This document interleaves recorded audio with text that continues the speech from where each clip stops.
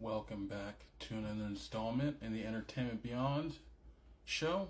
As you've come to know, I am your only host, Jensen, the beautiful, majestic Dean Jackson. I'm going to stop saying a little part because I didn't know that I'm not supposed to cuss in the first 15 minutes of YouTube, and I post these to YouTube as well.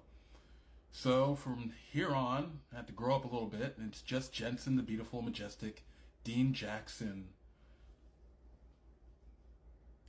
Today's one of 3 reviews, and this first part of this 3-part is my review for a show that just came out on Amazon Prime called My Lady Jane.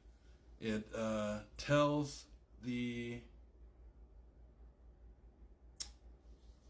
alternate history of the Lady Jane Grey, who in our history became the Queen of England or wherever the fuck for a total of 9 days before she had her head cut off. But this version of the Lady Jane Grey is, as I did not know, I just saw it, and from time to time I like a little I like shows, I mean, I've never seen Bridgerton, but I'm not against that time period. Like I do like it.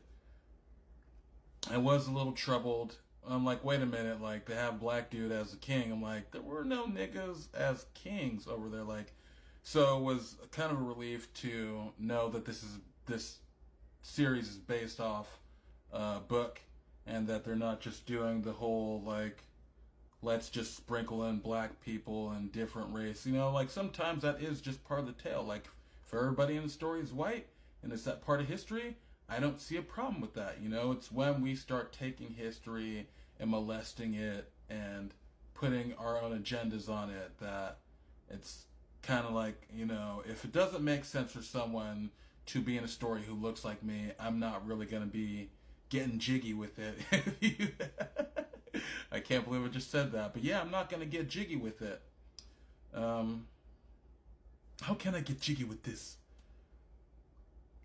I enjoyed it. And they splash a little bit of fantasy in there where people have a magic ability to turn into animals. They don't get to control what kind of animal they turn into. They just turn to animals. So some people turn to crickets, some people turn to snakes, some people turn to horses, some people turn to fucking peregrine falcons. I enjoyed this. I mean, I feel like people are like, oh yeah, I streamed it, like I watched it in one sitting. A lot of people's repetition, and repetition being the father of learning, is that they don't know, most of us don't know how to stop. See, I kind of like that old school mentality of week to week waiting that keeps the last episode fresh in your mind. When you're streaming things, it's just one stream of consciousness. There are no anchor points. And so I've been slowly tapering myself off of that streamer diet where I'm just consuming as, cookie. Even if it is all one season dropped, I will make myself wait. This is the first time where I watched something. I turned it on. I turned My Lady Jane on the other night, and I watched all the way up until episode 7, and then the next day I was trying to hold off, but it was fucking good. It was fairly decently writ TV series. The acting is top notch. Some familiar faces, some unfamiliar faces.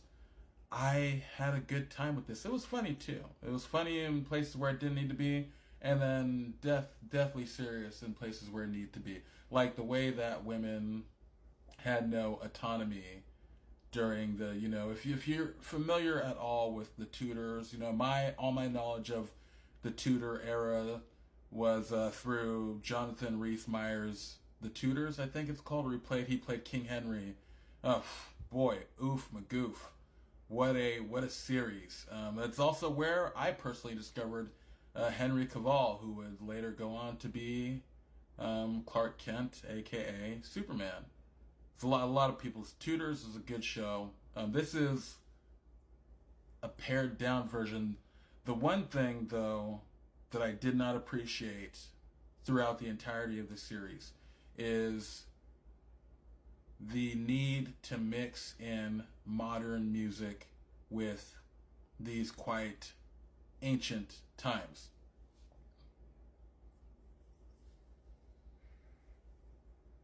There was only a couple of musical cues where I felt like the music fit in with the scene, but more times than not,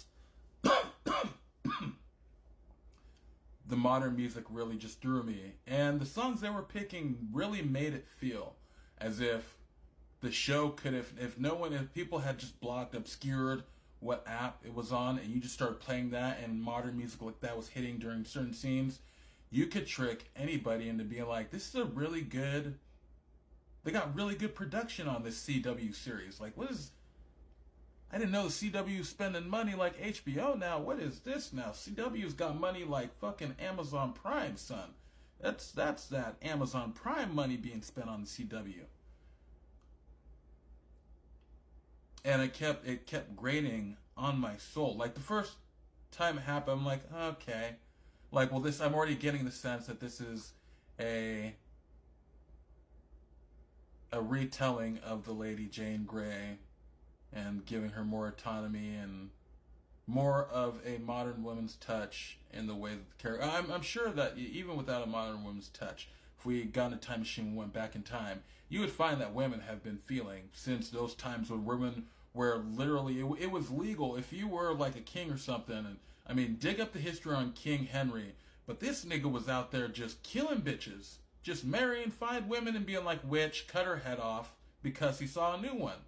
That's literally what women had to, and so much worse. So when I say women had zero autonomy during the Tudor era of that time period on that continent of the world, please believe, like, I don't have enough time to dedicate to explaining you just how dire of a situation it was to be a woman.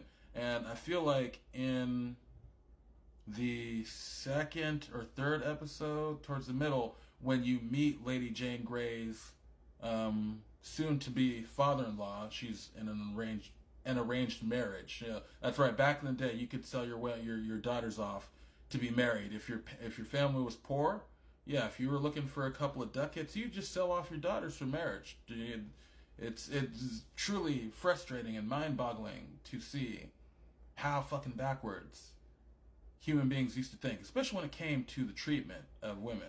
Very fucking psycho. But yeah, her mother takes her to meet her future father-in-law, and Lady Jane Grey she asks her future father-in-law, she's like, can I say something? And he's like, yeah. Or no, I think he says, again, this is very condescending dickheadishness.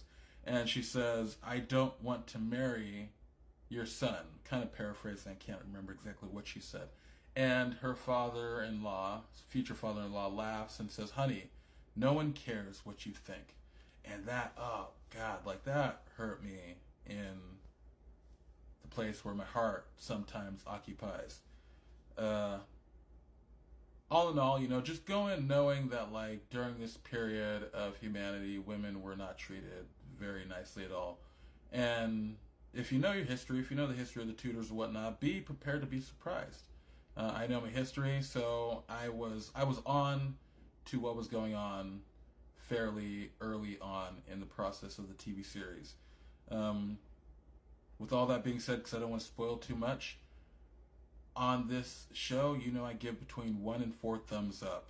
And I was rocking with the same feeling in my gut all the way to the end of series 1 that I was only going to give this show, like, if it wasn't for the modern music, I would happily give this series 4 thumbs up. But that modern music and the way that it gave me CW vibes really just kind of